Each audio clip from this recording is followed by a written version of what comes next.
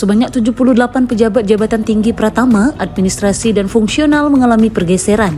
Bahkan dari 78 tersebut, 14 diantaranya merupakan pejabat eselon 2. Adapun 14 pejabat eselon 2 yang mengalami pergeseran yakni Mahmud Siam yang sebelumnya menjabat Kepala Dinas Perindak Kop saat ini menjadi staf ahli Bupati bidang hukum dan politik. Hartoni sebelumnya menjabat Kepala Dinas Perkim saat ini menjabat sebagai staf ahli Bupati bidang pemerintahan. Hambali yang sebelumnya menjabat Kepala Badan Kesbangpol juga digeser menjadi staf ahli di bidang pembangunan. Kemudian Reko Haryanto yang sebelumnya menjabat Kepala Dinas PMD dilantik menjadi asisten 1. Zul Henry yang sebelumnya Kepala Bapeda saat ini dilantik menjadi asisten 2. Serta Yuswati yang sebelumnya menjabat Kepala Dinas DP3 APP dan KB juga dilantik menjadi asisten 3. Selain itu, Bupati Kopli juga menggeser sejumlah pejabat eselon 2 ke jabatan Kepala Dinas yang baru.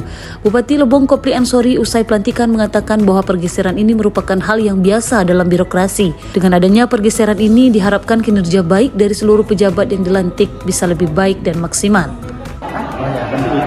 Bukan pengunjung ataupun bagaimana rotasi mutasi di dalam pemerintah itu hal yang biasa. Ini tujuan kita adalah melakukan penguatan di tengah kelola pemerintah yang baik, menguatkan dalam pelayanan kepada masyarakat.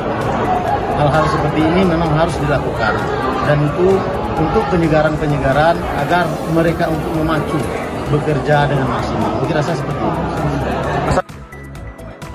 Dari lokasi, Rega Saputra Lebong TV melaporkan.